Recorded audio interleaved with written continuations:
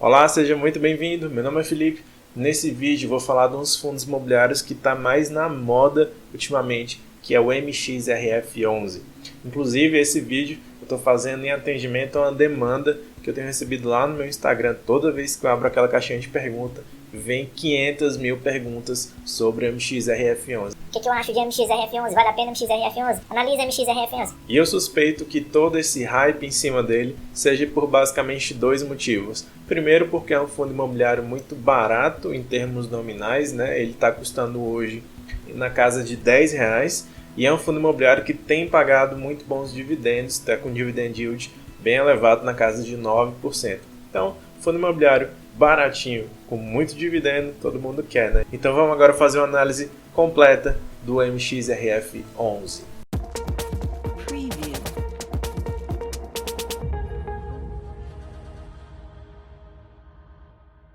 E é o seguinte, para a gente analisar um fundo imobiliário, a primeira coisa que a gente faz é entender o que tem dentro desse fundo, né? No que ele investe. Então vamos agora entender exatamente em que o MXRF11 investe.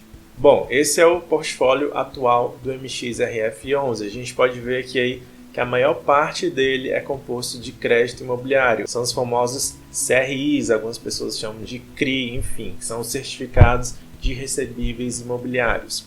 Então a maior parte dele é de certificados de recebíveis imobiliários, mas é um fundo que é meio misturada, né? Ele tem essa parte de fundo de recebíveis, mas ele também tem uma parte de fundos, ele investe em outros fundos imobiliários, e ele também tem uma parte de desenvolvimento, ele investe em projetos de construção de imóveis, né? Então é um fundo bem eclético, digamos assim. Apesar de hoje, a maior parte dele, a esmagadora maior parte dele, é composta de CRIs, certificados de recebíveis imobiliários. Então, quando a gente olha para o MXRF, a gente está pensando, nesse momento, basicamente, que é um fundo de papel ou um fundo de recebíveis. Mas o que é um CRI? O que é um CRI? Eu vou te explicar aqui de uma forma bem rápida e intuitiva para você entender de uma vez por todas o que é um CRI.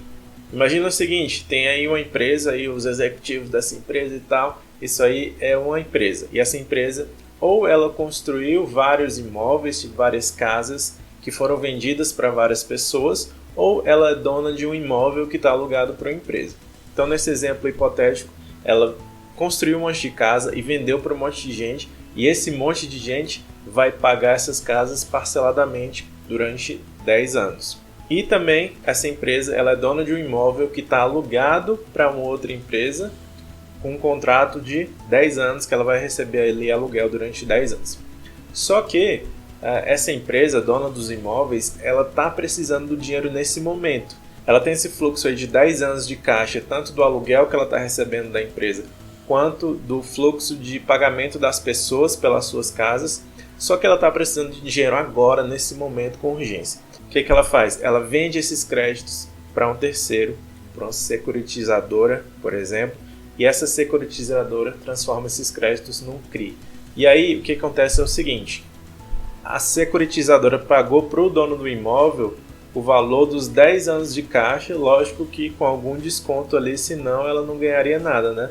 E a partir daí, os pagamentos, tanto do aluguel do imóvel como do pagamento das casas, não vai mais para a empresa dona dos imóveis, vai para o CRI, vai para a securitizadora.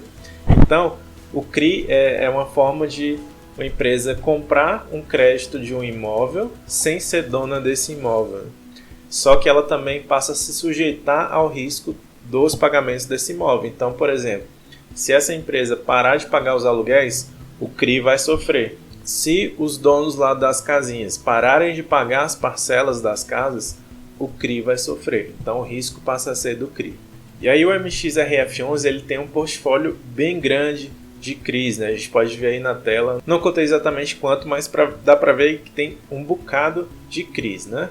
Aí nessa coluna risco tem justamente quem é a contraparte que está pagando ali os recebíveis desse CRI, né? E aí tem de todo tipo, tem Banco do Brasil, tem Grupo Pão de Açúcar, tem Magazine Luiza, tem Prevent Senior, tem Tecnisa, Log, enfim, diversos tipos de empresas diferentes, tem os residenciais também.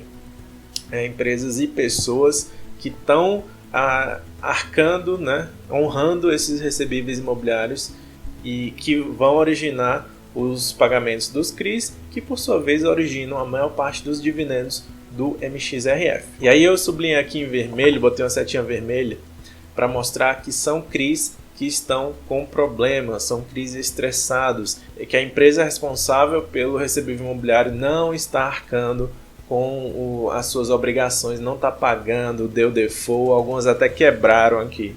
Então, esse é justamente um dos riscos de um fundo de recebíveis. É a empresa empresa ou pessoas, né, que são responsáveis pelos pagamentos dos recebíveis pararem de pagar ou até quebrar. Então, tem alguns fundos de papel que eles têm uma rentabilidade muito alta, só que o risco é muito alto também, porque eles têm recebíveis de empresas não muito consolidadas, empresas pequenas, muitos residenciais pulverizados. Então é uma coisa que a gente tem que analisar. No caso aqui do MXRF é bom essa diversificação, porque ele não se expõe demais a nenhum tipo de CRI, né, ao mesmo CRI, à mesma empresa, né? Então, se um ou outro der problema, ele tem uma gama muito grande de outros CRIs que podem compensar esses pontuais que deram problema.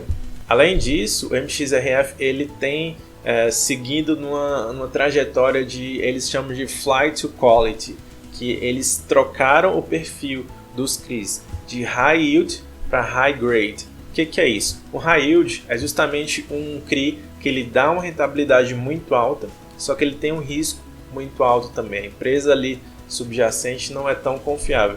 Já os CRIs high grade são aqueles que eles não têm uma rentabilidade tão alta como os high yield, só que o risco é muito menor porque eles têm ali por trás alguma instituição ou um recebível bem mais sólido. Então a gente pode ver aí nesse gráfico que houve uma mudança estrutural do perfil do fundo, que era um fundo basicamente high yield ali no passado, e hoje ele tem migrado consistentemente para ser um fundo high grade, ou seja, de um risco menor, embora não tenha uma rentabilidade tão alta como tinha anteriormente.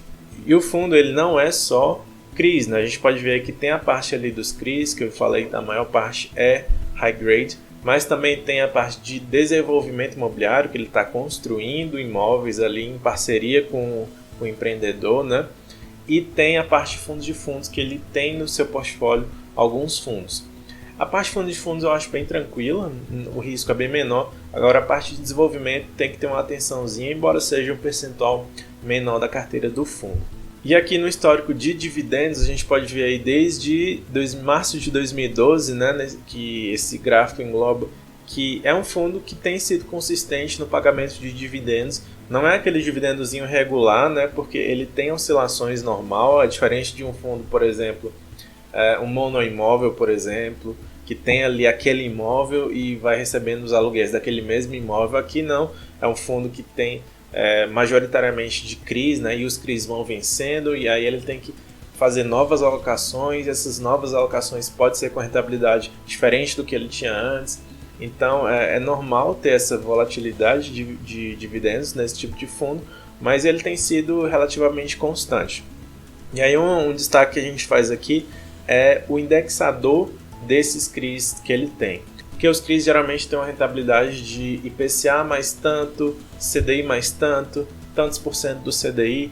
E aí nesse gráfico a gente vê que 60% dos CRIs do MXRF são vinculados ao CDI. Ou seja, se o CDI cair, eles vão pagar menos rentabilidade, que é o que tem acontecido estruturalmente aí nos últimos meses. A tendência dos últimos anos é uma taxa Selic mais baixa, que também derruba o CDI e, consequentemente, pode ter um impacto aqui negativo para a rentabilidade do fundo. Mas mesmo assim, mesmo com as constantes quedas da taxa Selic, o MXRF11 ainda é um dos fundos que tem um dividend yield elevado. Certamente está na parte de cima dos fundos imobiliários que mais pagam dividendo, que tem um dividend yield mais alto. Se a gente pensar que hoje a taxa livre de risco, que é uma taxa Selic, está dando líquido cerca de 2%, esse é um fundo que está dando líquido, né, 9%, então é um prêmio bem interessante, a taxa livre de risco.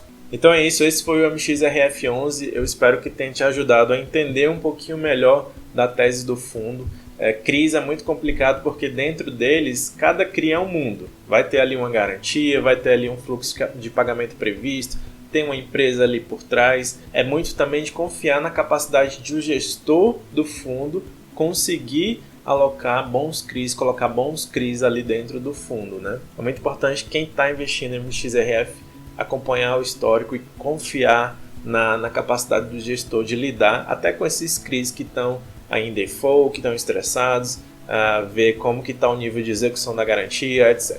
E lógico, no momento de estresse econômico, cresce a probabilidade de um possível credor de um CRI não pagar os seus recebíveis, né? Não pagar ali as suas obrigações. Isso é uma coisa que também tem que ser acompanhada. Espero que eu tenha te ajudado a entender um pouquinho melhor a tese do MXRF para quem já investe e não tinha pesquisado nada sobre o fundo, que eu sei que tem muita gente que faz isso. Então espero que eu tenha te ajudado. E quem também está aí namorando, estudando o MXRF, eu espero que tenha te ajudado também. Comenta aqui embaixo se essa análise foi útil para você, se você gostou, se você já investe ou não investe em MXRF11. Comenta aqui para eu ter esse feedback. Deixa o likezinho também para o YouTube espalhar esse vídeo para mais gente. Se inscreve aqui no canal, me segue aqui no Instagram, lá eu compartilho conteúdo todos os dias. Tamo junto, um abraço e até a próxima.